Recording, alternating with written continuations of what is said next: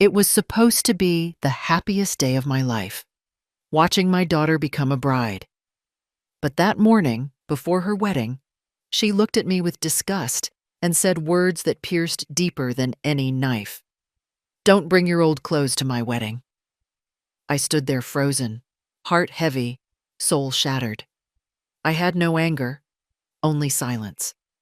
Because some lessons are not taught with shouting. They are taught with time. You won't believe what happened next. I'm glad you're here. If you're watching this, please like the video, subscribe, and stay till the end. That morning, the sun was shining, and the whole house was filled with noise and laughter.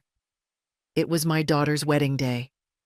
I woke up before everyone, as I always did. I boiled the milk, made tea, and watched the decorations being set up outside. I thought to myself, this is her big day. The day she becomes a wife, a woman. The day my years of hard work finally mean something. I smiled, even though my back ached and my hands shook a little as I poured tea into the cups. Every corner of the house smelled of flowers and perfume. People were rushing everywhere, photographers shouting, makeup artists running up and down the stairs, relatives giggling as they took pictures. I stood quietly in one corner, just watching. I didn't want to be in the way. My daughter looked stunning in her wedding dress, her hair done up in a way I'd never seen before. She looked like a princess. My heart felt full. I remembered her first day at school, her first dance performance, her first job interview. All those memories came back like waves, soft but painful. She walked past me once, and I smiled at her. She didn't smile back. I told myself she was busy, nervous, maybe shy in front of everyone. I brushed it off. Mothers always find excuses for their children, even when they hurt us. I fixed the corner of her dress quietly and whispered a small blessing in my heart. She didn't notice. Guests started arriving. The house turned into a festival. People were greeting, laughing, showing off jewelry, clicking photos. I stood by the door, welcoming everyone, folding my hands, smiling at faces I barely knew. I was proud. I was the bride's mother. That meant something, didn't it? I thought so. But then, something happened that I can never forget. I was standing near the gift table, holding a small cloth bag in my hand. Inside was the dress I had stitched for myself, a simple cream-colored sari with light embroidery. I had saved for weeks to buy the fabric. I wanted to wear something new but decent, something made by my own hands. It wasn't expensive, but it was clean, neat, and made with love. I thought it would be enough. My daughter walked into the room again, this time surrounded by her bridesmaids and her in-laws. She was laughing. Everyone was complimenting her. Cameras flashed. Then her eyes fell on me. I could see her expression change. The smile faded, replaced by a look of irritation. She walked closer, her heels clicking against the marble floor. She stopped right in front of me and spoke in a voice loud enough for everyone to hear. "Mom," she said, her tone sharp, "don't bring your old clothes to my wedding." The room went silent. Every sound, the laughter, the music, the chatter, stopped for a second. I stood still, not understanding. I thought maybe she was joking. But then I saw the look in her eyes. There was no humor, only embarrassment and anger. She looked around at the people watching us, her fiancé's mother, her friends, the makeup artist, and then back at me as if to say, "Don't humiliate me." I froze. My mouth went dry. My hands started shaking. I could feel my pulse pounding in my ears. For a moment, I didn't know what to do. The guests looked away. Some pretended not to hear. Others whispered to each other. The photographer lowered his camera. Her fiancé's mother gave a half smile. the kind that hides judgment behind politeness. My eyes fell to the floor. I could feel the weight of shame pressing down on me. I wanted to disappear, to sink into the ground. I wanted to scream, but no sound came out. I just stood there, holding my small cloth bag, clutching the edge so tightly that my knuckles turned white. I looked at her again, at my daughter, my child. The same girl I carried in my arms through storms. The same girl whose tears I wiped every night after her father died. And now she looked at me like I was something to be hidden away. I didn't say anything. I didn't ask her why. I didn't defend myself. I simply nodded. I didn't want to ruin her day. I told myself, it's her wedding. Don't make a scene. You can cry later. So I smiled, a small, broken smile that hurt my cheeks, and whispered, okay. I turned around slowly and walked out of the hall. My legs felt weak, but I forced myself to keep walking. I passed by people who avoided meeting my eyes. Some pitied me. Some looked uncomfortable. But no one said a word. That silence hurt more than her words. As I stepped outside, the wind hit my face. It felt cold, even though it was a bright morning. I looked at my reflection in a car window. My old sorry, my wrinkled face, my tired eyes. For the first time in years, I didn't recognize the woman staring back. I walked back home alone. The road seemed longer that day. Every step echoed in my mind. Don't bring your old clothes. Those words repeated over and over, like a cruel song that wouldn't stop. I reached home, unlocked the door, and sat on the chair in silence. The walls looked emptier than before. I looked around at my small house, the one I had built brick by brick after my husband's death. Every corner had a memory. The window where she used to do her homework, the kitchen where she learned to make tea, the tiny shelf where I kept her trophies. It all stared back at me. I felt like all those years of love, care, and sacrifice had suddenly turned into dust. I cried quietly, not loudly, just tears running down my face while I sat still. My heart didn't break in one moment. It broke slowly, piece by piece. Every memory that used to make me proud now hurt me. I thought of the times she wore clothes I stitched with my hands. How she used to say, "Mom, you make the best dresses." How she'd spin around, showing them off proudly. I remembered how she'd hug me, saying, "When I get married, I'll make sure you wear the most beautiful dress." And now, the same daughter had told me not to bring my old clothes. I wiped my tears with the edge of my sari and stood up. My legs trembled, but I didn't want to collapse. I went to the small wooden cupboard in the corner of the room. Inside, it was an old wooden box, covered with dust.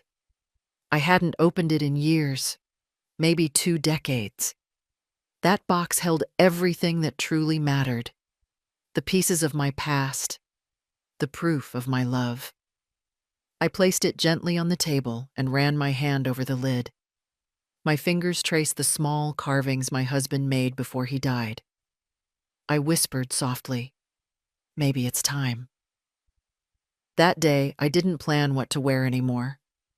I stopped thinking about clothes, appearances, or what others would say. Instead, I started thinking about what I could give. Not in money or jewelry, but in meaning. Her words hurt me deeply, but they also woke something inside me, a quiet strength. I realized that sometimes silence speaks louder than shouting ever could.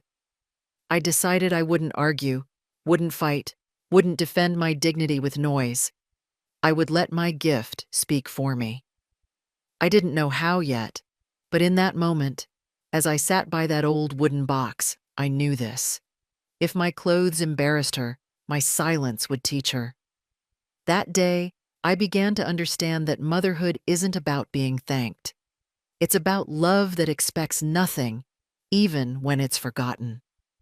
I looked out of the window as the wedding music played far away in the distance. I could faintly hear the drums, the cheers, the laughter.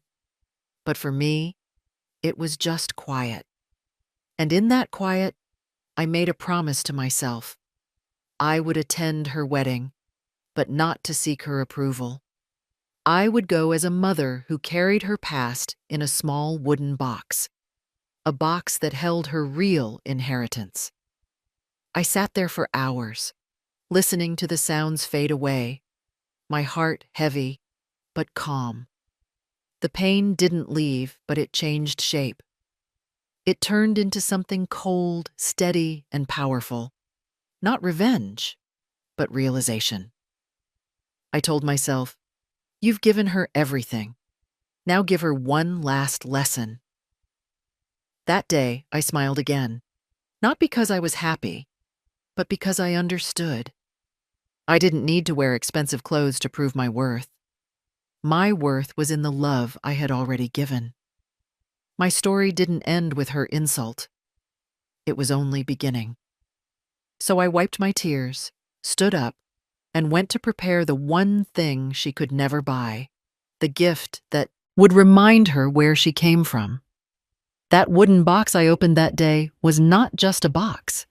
It was a treasure chest of my life, of my sacrifices, of my years spent raising my daughter alone. My hands trembled as I touched the lid, because every scratch on it told a story of struggle. Every mark carried the weight of a memory. After her father passed away, I was left with nothing but her. I was young then and scared. I had no education, no wealth, no family to lean on. I had only her little hand in mine and a heart full of promises. I promised him, as he lay in that hospital bed with weakness in his eyes, that I would give her everything he and I could not. Those promises became my life's work. I went to work as a tailor during the day and took odd jobs at night.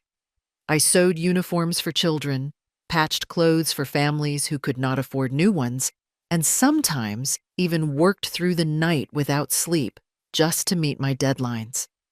I would wake before dawn, cook whatever little food I had for her, and send her to school with a smile.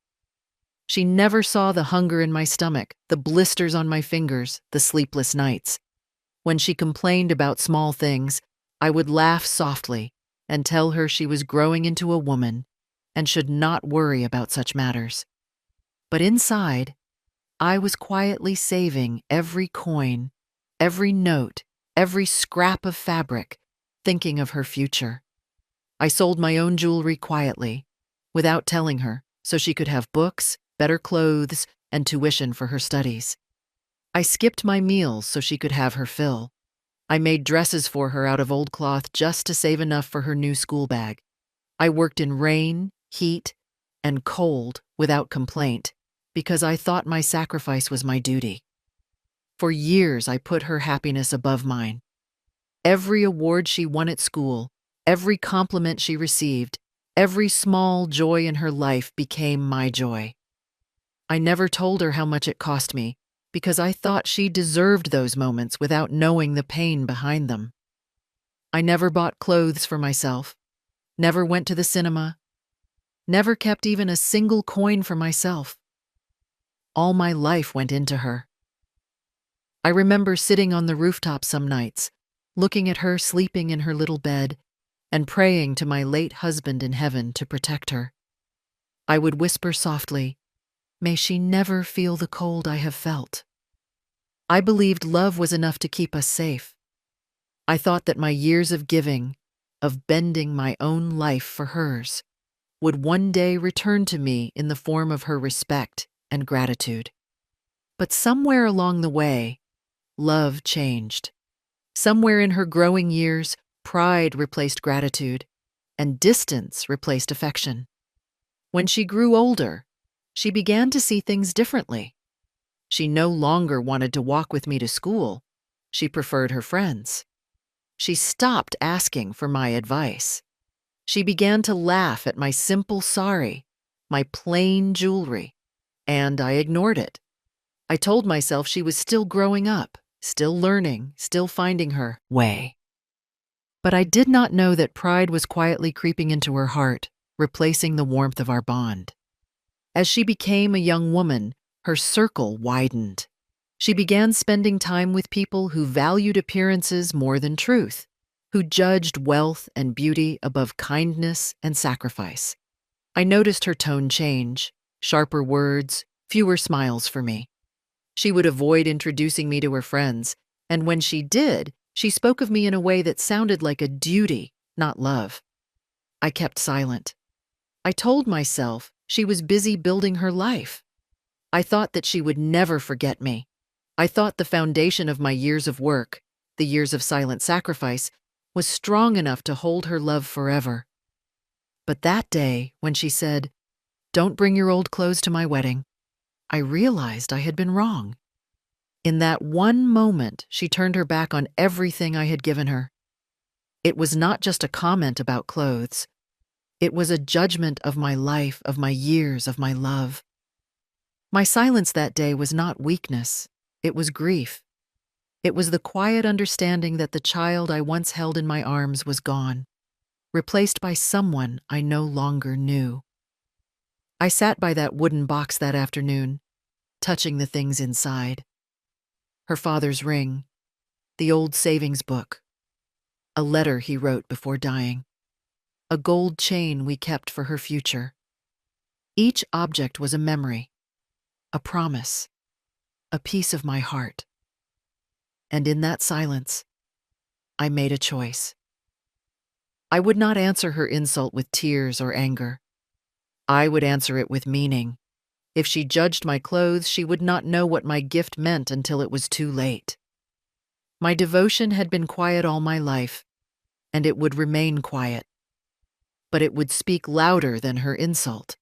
That box, heavy with years of love and sacrifice, would be my voice. I knew she would open it. I knew she would understand.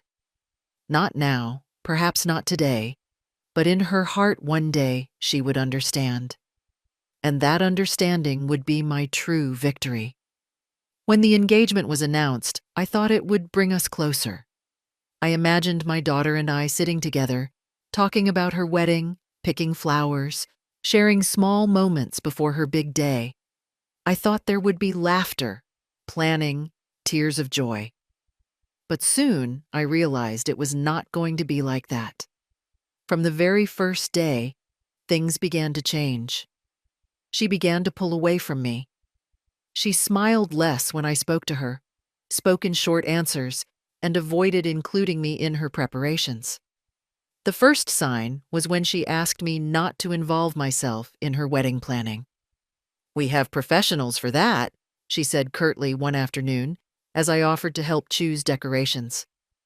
Her voice was polite but firm, the kind of voice that shuts a door without explanation. I said nothing. I thought maybe she was stressed. But as days passed, I noticed other signs. Invitations began going out, but I was not involved in choosing the design. She spoke with her fiancé and his family about catering, seating, and gifts without telling me anything. I tried to give my opinion gently, but she avoided me. When I asked what she wanted for her bridal ceremony, she told me she had it covered. It was not just words. There was a change in her look, a coldness in her tone, an avoidance of warmth that I had taken for granted all my life. She started spending more time with her fiancé's family. They were wealthy, well-dressed, polished people who spoke in soft tones and smiled perfectly. They were proud of her, and she seemed proud to be with them. But when they were around, she avoided speaking of me. Sometimes she would leave the room if I entered.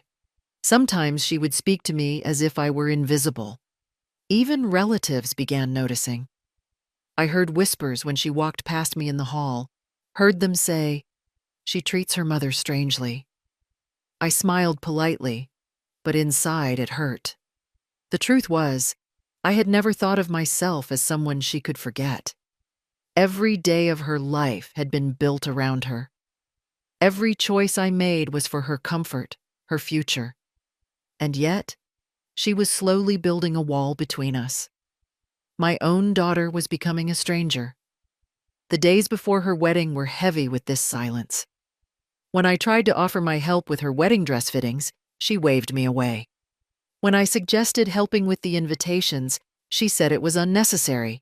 Even when I asked if she wanted me to prepare a special meal for the night before her wedding, she declined. It was not the rejection of help. It was a rejection of me. I began to notice how she spoke of me quietly to her friends and in-laws in a way that hinted at embarrassment. I would see her smile politely, but her eyes would look away. She had begun to speak as if I belonged to a past she wanted to forget. I stayed quiet, holding back tears. I told myself I would not ruin her happiness by showing my pain. I told myself I would let her go her way.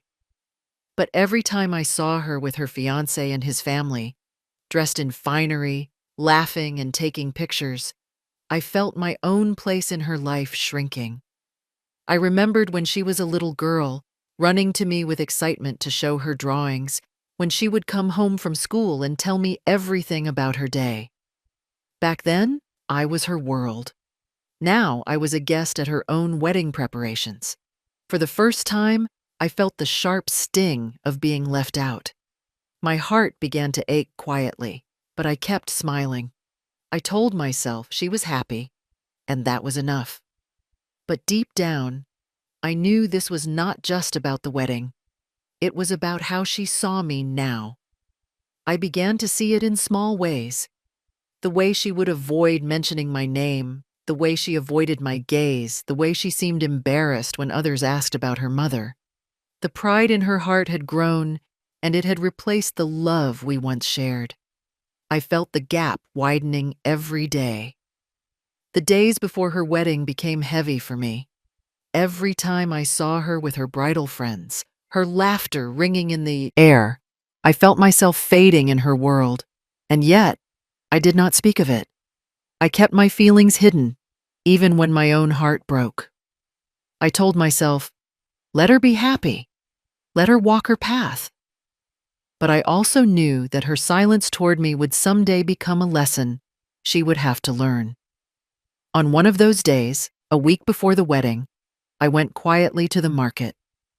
I bought soft fabric with my own money, something simple but neat, so I could stitch myself a sari for her wedding. I wanted to wear something she would accept, something she could look at without embarrassment. I stitched it with my own hands, spending nights working under dim light, humming prayers quietly. I imagined her seeing it, smiling softly, telling me she was happy I was there. But the truth was, I was not ready for rejection. When I showed her the sari, she looked at it for a moment, then looked away. Her lips pressed tight, her eyes avoiding mine. Then she said those words that I still hear every day. Don't bring your old clothes to my wedding. The words were sharp, they were loud, they cut through the noise of wedding preparations and hit my heart like stones. I stood still, folding the fabric in my hands. I did not cry. I did not argue. I did not even speak. I just nodded. I felt her gaze on me, not with warmth, but with impatience and shame. The people around us looked away awkwardly. There was silence. It was a heavy silence that wrapped around me and squeezed my chest. I turned and left the room without a word. That day, I began to see our relationship differently. I began to understand that her wedding preparations were not just about her future. They were about leaving me behind. For the first time, I felt that my years of devotion were not enough to keep her close. And in that quiet realization, I knew I had to prepare something for her wedding that spoke louder than clothes. Something that carried my years of sacrifice, my quiet love, and the lesson her pride had taught me. That day, I started planning not what I would wear, but what I would give her. Something that no bride could ignore. Something that would speak when my voice was not heard. A week before her wedding, I decided to make something for myself. I did not want to attend her day as someone invisible. I wanted to have something simple but worthy, something I could wear with quiet pride, even if she did not approve. I went to the market in the early morning when it was still quiet. The air smelled of fresh flowers, spices, and dust from the road. The shopkeepers greeted me politely, some recognizing me from years past. I told myself I would buy fabric that was plain but beautiful, something my own hands could make into a sari for the wedding day. I chose soft cream cloth with light embroidery along the edges. It was not expensive. I paid for it with my own small savings, the coins I had kept hidden for years. As I held the fabric, I thought of her. I imagined her seeing me on her wedding day and smiling, telling me that she was proud of me. That was my hope. I came home with the fabric, laid it gently on my table, and started to stitch quietly in the evenings after finishing my daily chores. The nights were long and quiet. I worked under the dim light of my old lamp, my fingers careful and slow. Every stitch was a prayer, every fold a wish for her happiness. I remembered when she was little, sitting beside me as I worked on her dresses, telling me she wanted to be the most beautiful bride one day. I thought that maybe this sari, stitched with my own hands, would be my silent gift to her, my way of saying, I am here for you still. I kept the sari folded neatly, waiting for the wedding day. But when I showed it to her, her reaction was not what I expected. I called her one afternoon when she was free from wedding errands. I brought the sari and showed it to her. I looked for a smile, a word of thanks, some warmth in her eyes. But instead, she looked at me coldly. She frowned slightly, folded her arms, and said clearly, sharply, "Don't bring your old clothes to my wedding." Her voice echoed louder than I could bear. The words were not just about the sari. They were a dismissal of my life, my work, my love. I felt my heart tighten, and the air in the room felt heavy. I stood still, holding the sari close to my chest, trying to understand why my daughter could speak to me like that. She turned away and walked out without another word. I heard her laughter fade into the distance. The door closed quietly behind her, leaving me standing there alone. I sat down slowly, folded the sari with care, and placed it in the corner. I did not cry. I did not speak. I let my silence speak instead. That evening, I sat quietly by my window, looking out at the sky as it grew dark. The sounds of the wedding preparations continued far away, muffled by distance. I thought of my years with her, every tear, every sacrifice, every sleepless night. All of it seemed to shrink under her words. I remembered how she had once danced in a dress I had stitched for her school function, how she had hugged me, telling me I was the best mother in the world. And now she told me not to bring my old clothes. The irony was bitter. The sari I made was not old. It was new fabric, new work, sewn with my own hands, with love stitched into every thread. But to her, it was nothing. To her, my life was nothing but old clothes, something to hide from. I felt a strange calmness that night. I understood that she was not just rejecting the sari. She was rejecting me. She was rejecting my years, my sacrifices, my place in her life. That silence was heavier than any insult. I realized that no matter what I wore, it would never matter to her. I understood then that her pride had grown so much that she could not see the love behind my gesture. I stayed by my window, thinking quietly. I thought of her father, how he had always told me to teach her kindness before pride. I thought of my own years, my tired body, my aching hands, and my endless love for her. I thought of how I could turn this pain into something meaningful. That night, I opened the old wooden box I had kept for years. Inside were memories I had held close: my husband's ring, our savings book, a letter he wrote before dying, a gold chain he had left for her future. I touched each item slowly, remembering the promise we had made to give her something of real value. I knew that sorry, my silent gift, was not enough. What I needed was something that would speak louder than words, louder than pride, louder than insult. That day, I decided I would not plan what I would wear to her wedding. I would plan what I would give her. My gift would be the meaning of our years, the proof of my love, the lesson her pride needed to learn.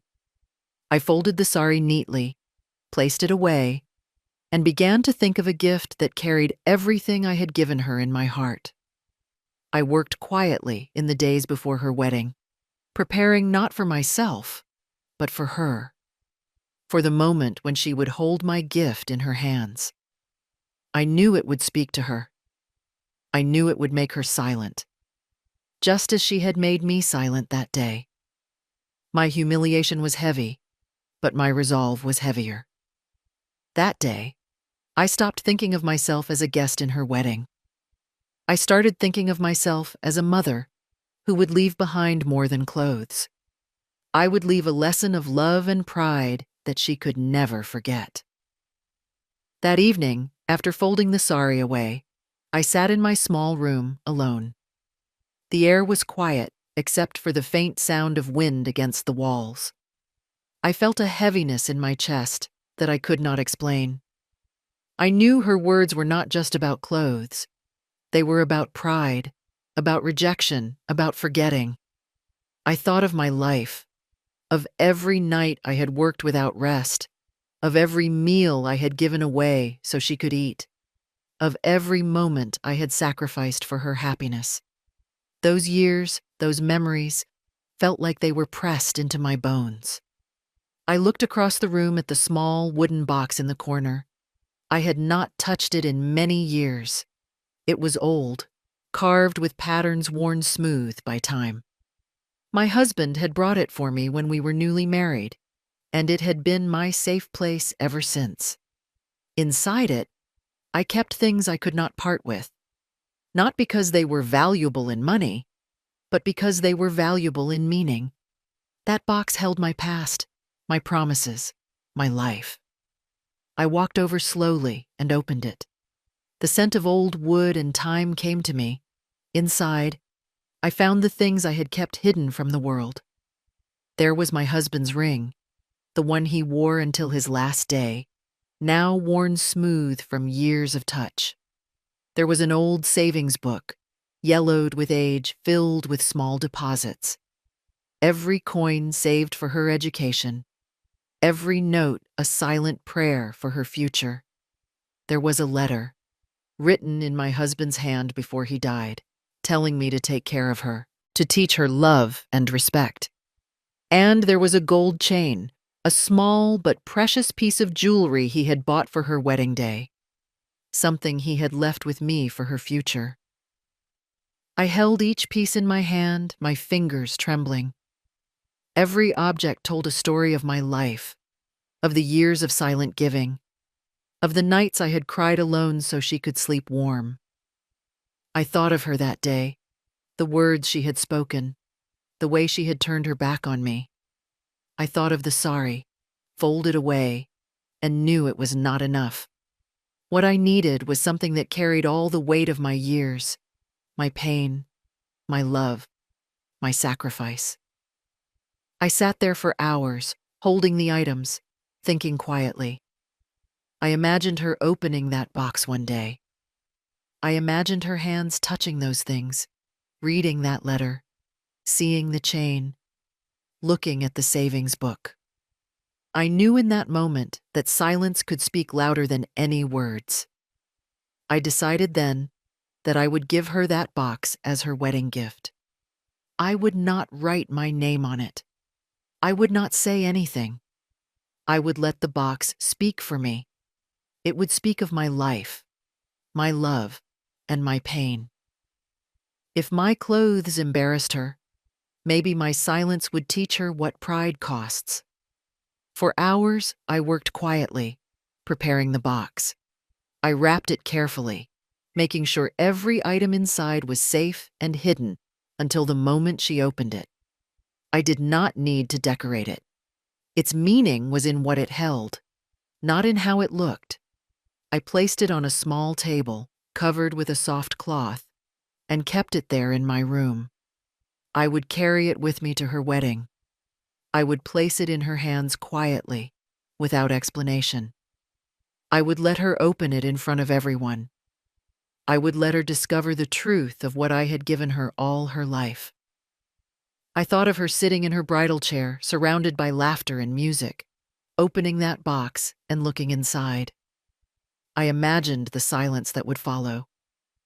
I imagined her eyes filling with tears, her face changing as she understood the gift I had prepared. That thought gave me peace. My humiliation that day would turn into her lesson.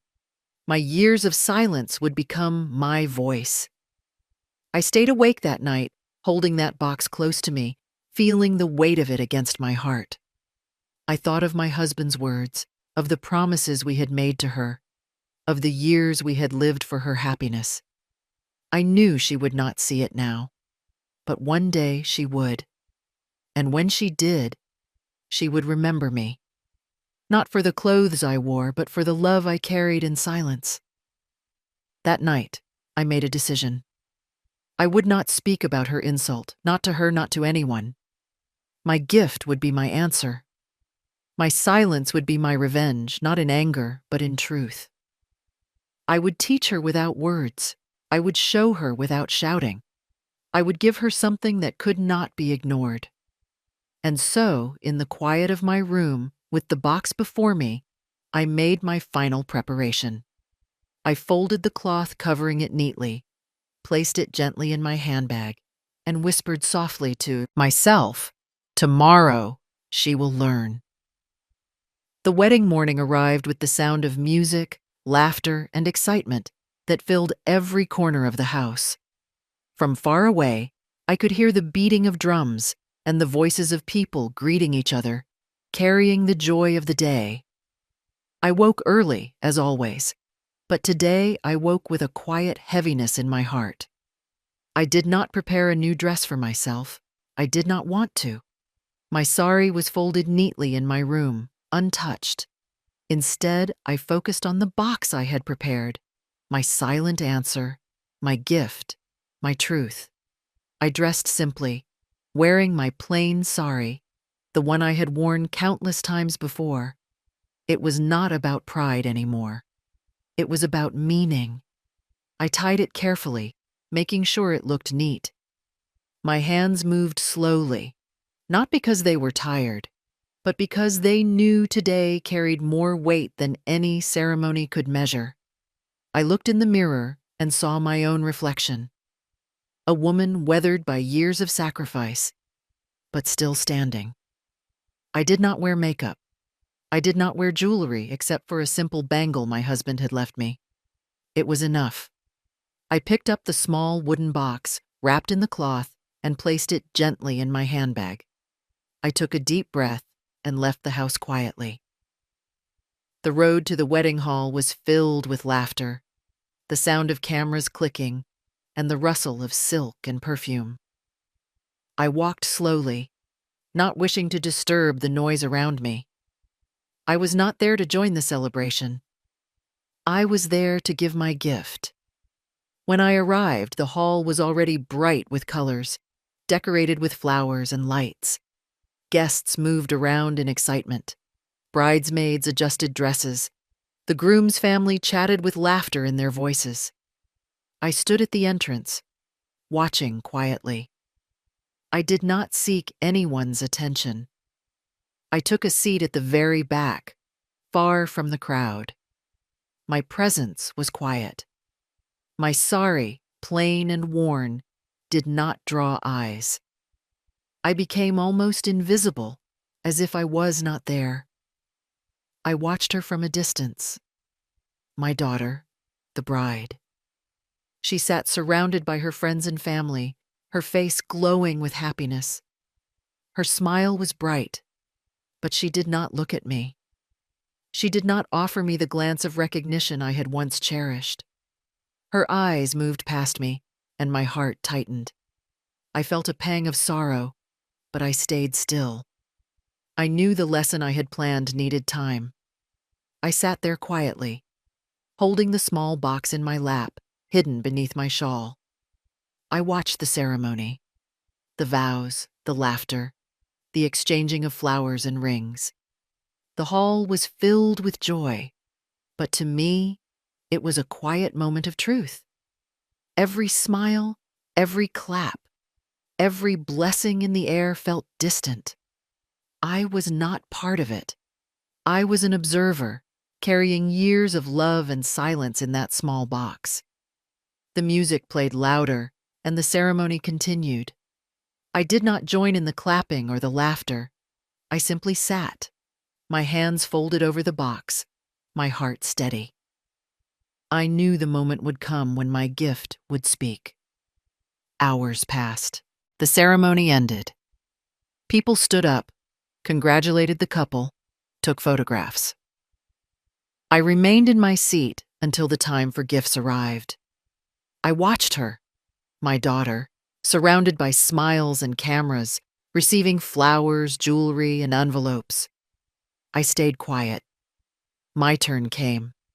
I stood slowly, carrying the handbag with the box hidden inside. Every step I took felt heavy, but I walked steadily. I passed through the crowd without looking at anyone. When I reached her, she was smiling, talking to someone. Her eyes moved to me for a brief moment, and then she looked away. I did not speak. I placed the box gently in her hands. My fingers touched hers for a second, and I smiled softly. I said nothing. I just said quietly, "This is from your father and me." I turned away without waiting for a reaction. I walked back to my seat, my heart calm. I had done what I came to do. The box was hers now.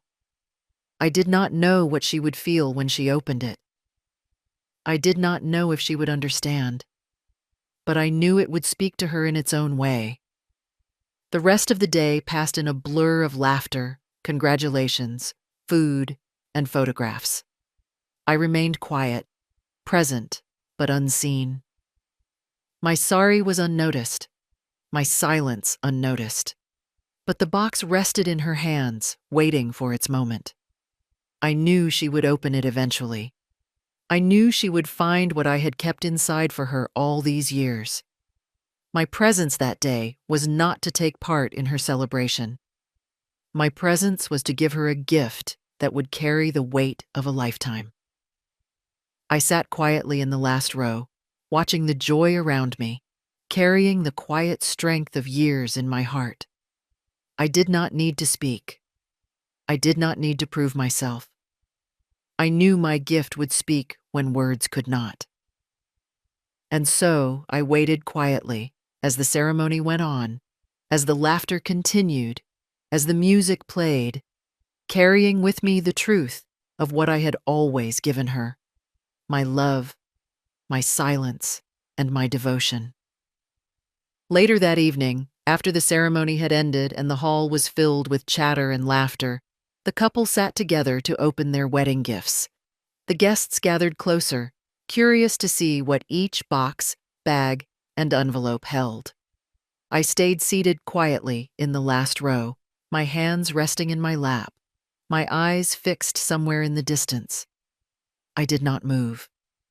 I did not speak. The moment had come for her to open the box I had given her. I knew this was the moment when everything would change. I watched as she picked it up, her fingers brushing over the cloth covering, her eyes glancing at the folds. Her friends whispered beside her. Some smiled, curious. Others looked at her with polite interest. She looked around the hall briefly, as if wondering who had given her the gift, before lifting the cloth to reveal the small wooden box beneath. There was silence for a moment. She opened the box slowly, her fingers trembling just slightly. As she lifted the lid, a hush fell over the room. Inside was the gold chain, shining softly under the lights. There was the small savings book, yellowed and delicate with age, its pages filled with years of tiny deposits and careful notes. There was the ring, worn smooth, resting quietly inside. And there was the letter, folded neatly, written in faded ink, the edges worn soft from years of handling. She picked up the letter first, her fingers holding it as if it were something precious and fragile. Her eyes moved quickly across the lines, and I could see her lips pressing together tightly. The hall grew quieter. The laughter stopped. People leaned closer to watch. She opened the savings book, flipping through the pages slowly. Her fingers trembled more now. Her face changed. Her smile disappeared. Her lips parted slightly, and a hand went to her mouth. I could see her breath catch. She looked at the ring, then at the chain, and finally at the letter again. There was silence all around. I stayed seated, my heart steady but heavy. I knew what she was feeling, even without hearing her voice. She looked up once, searching the crowd, her eyes landing for a brief moment on me. She did not speak. Her expression was unreadable. Her hands shook slightly as she held the box to her chest. I could see tears forming in her eyes, but she did not cry aloud. The guests whispered softly among themselves, sensing the weight of what had been revealed.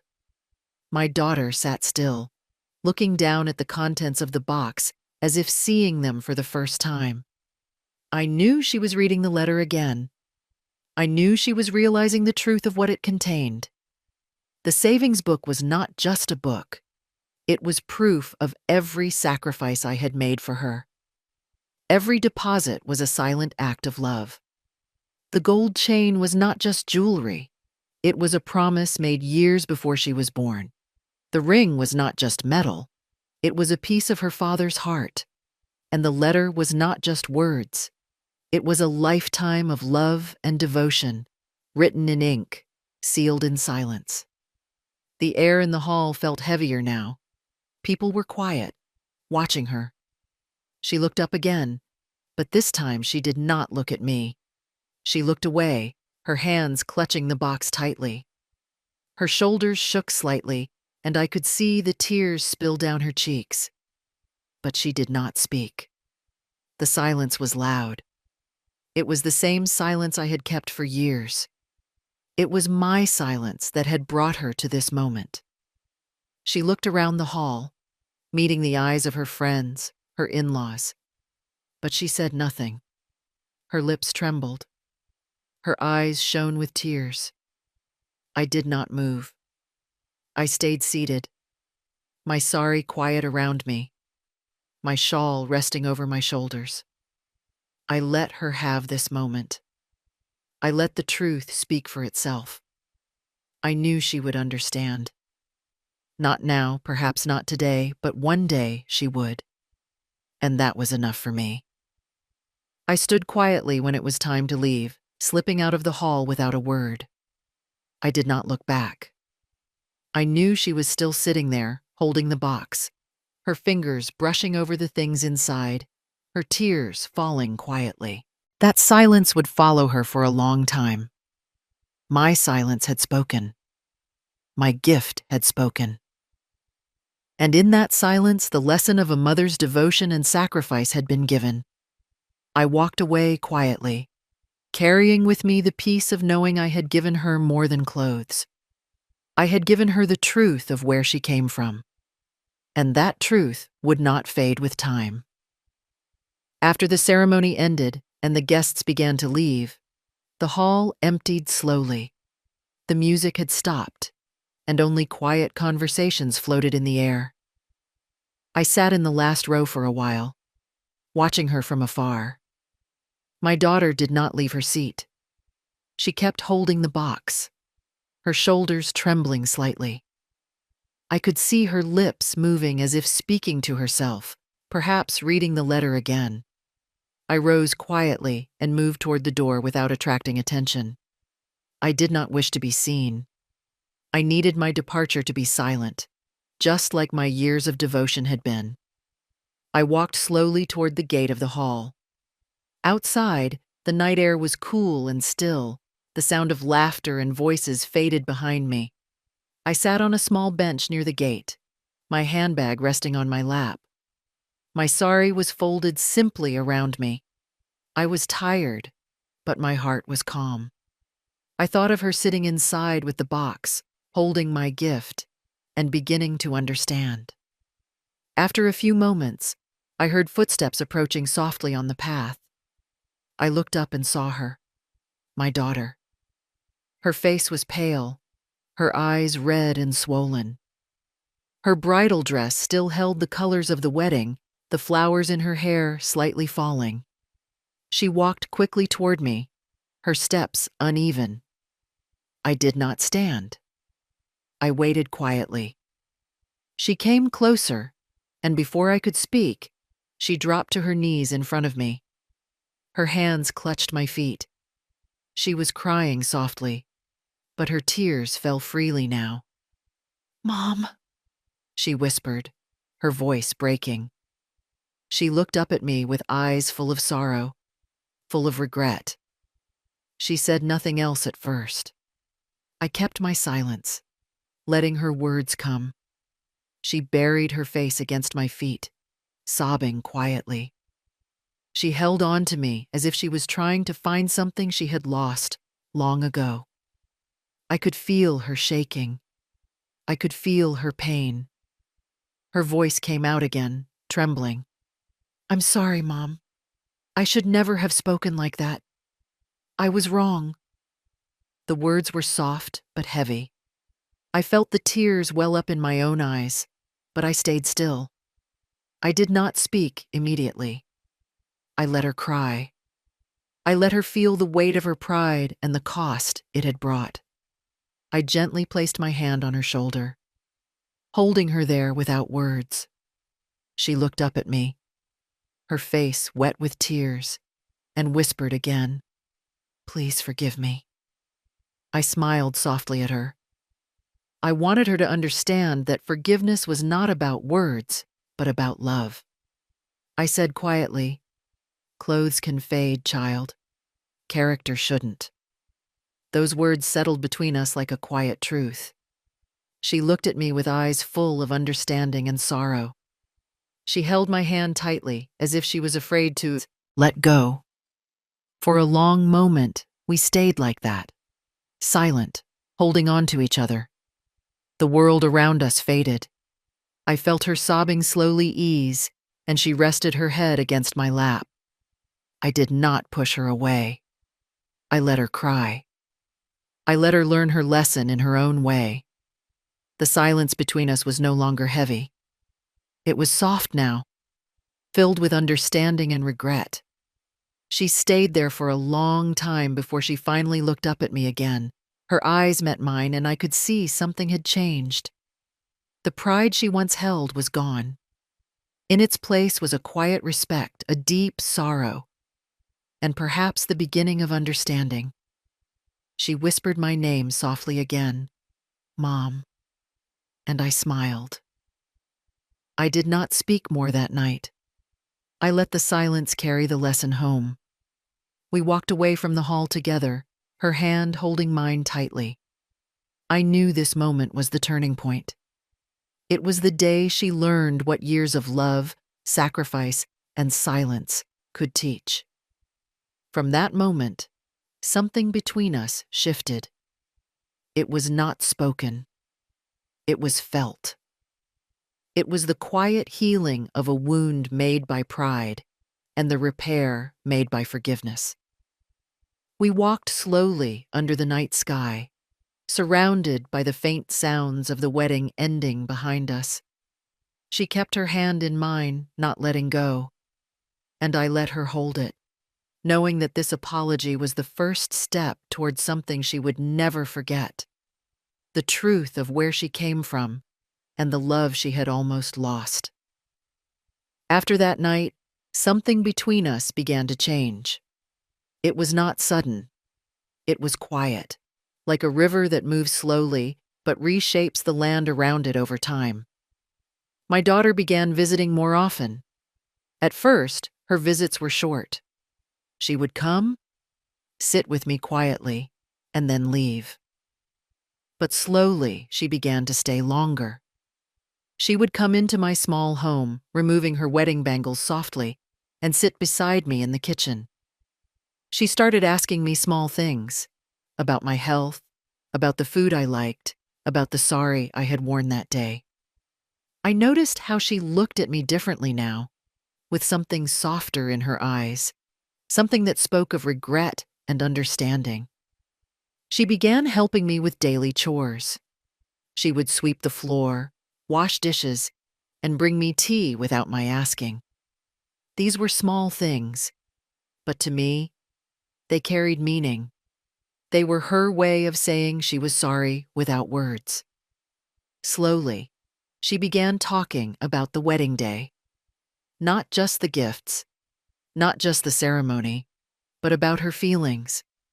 One afternoon, she sat beside me and said quietly, "I have been thinking about what you gave me, Mom. I understand now." Her voice was soft, and she looked down at her hands. I smiled quietly, not needing her to say more.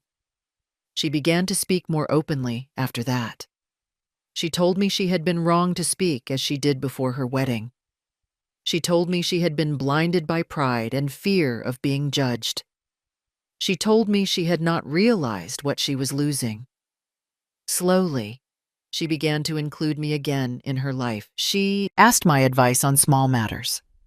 She came to me with questions about her new home, about her husband, about life. We began to share quiet meals together, sitting side by side, talking softly. It was not the same as before. Nothing could erase the words she had said, but it was healing. I noticed her smiling at me more often. Sometimes she would touch my hand gently when she spoke to me. Those small gestures told me she was learning. She was learning what I had given her all her life without asking for thanks. I began to feel peace.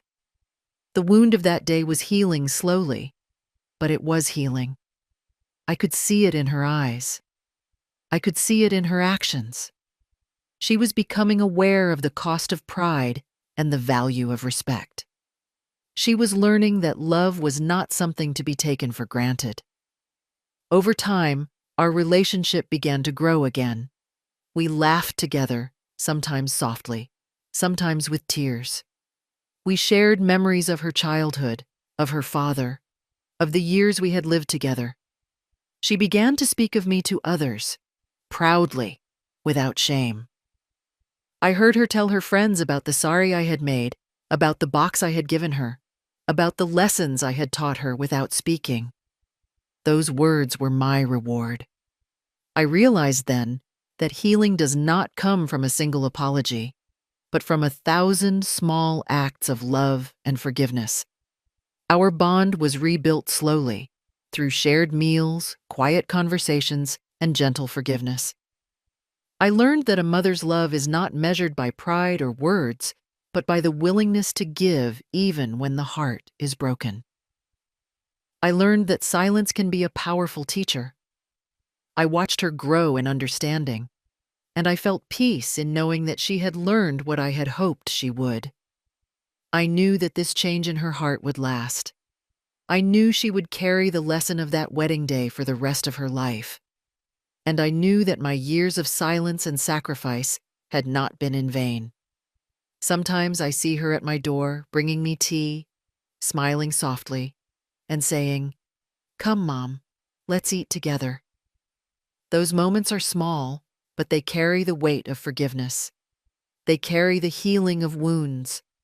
They carry the proof that love can endure, even after silence and pride have made it fragile. I no longer feel the heaviness I once carried. Instead, I feel peace. The lesson has been learned. The bridge between us has begun to mend. And I know that what I gave her that day was more than a gift. It was a beginning. The beginning of healing, of respect, and of love that would last beyond words. I have learned that sometimes silence teaches louder than any words could. And I am content, knowing that my daughter is learning that too. Now, many years later, I sit quietly in my small home, looking at a photograph framed on my table. It is a picture taken on her wedding day, the day when my silence became my voice and my gift became my answer.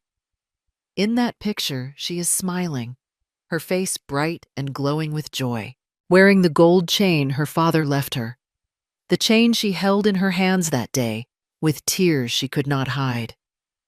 In the background, the hall is blurred with laughter, flowers, and colors, but in the center of that moment is her, holding the gift I gave her without a word. That photo has been on my table for years now, a silent reminder of what happened, a reminder of love and pride, of silence and truth.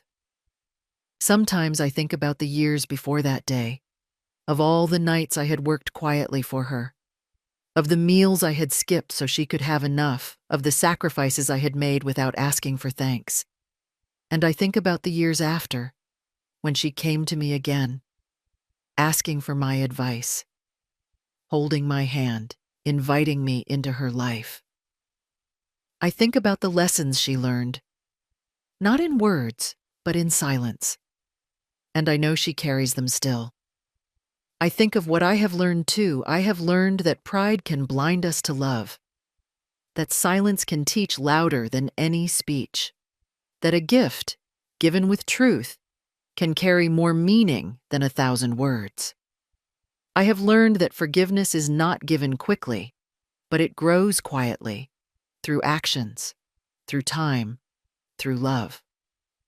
I have learned that the bond between a mother and her child can break, but it can also heal if both hearts are willing. I look at her now, my daughter, and I see a woman who has changed. She is kinder, softer, more aware of what matters. I see respect in her eyes when she looks at me. I see gratitude in her hands when she holds mine. And I feel peace in my heart knowing that the lesson was learned. I did not need to raise my voice to be heard. I just needed to remind her where she came from. That wooden box, the sari folded away, the years of silence, they were my answer. They were my way of teaching her without speaking, of showing her without demanding, of loving her without condition. Now, when I think of that day, I feel no bitterness, only a quiet satisfaction. I know that what I gave her was more than a gift. It was a part of myself, a part of our story, a part of our love. And that is enough. So now I ask you, whoever listens to this story, tell me, would you have stayed silent or spoken that day? Like, subscribe and let me know where you're listening from. Because some stories of love hurt before they heal. That picture sits on my table, smiling softly back at me, reminding me of her wedding day. And every time I see it, I remember that love does not always need words, but it does need truth. I close my eyes and remember the moment she held the box, the silence in the hall, the tears she could not hide. And I smile. Because I know, in silence, I spoke louder than words ever could.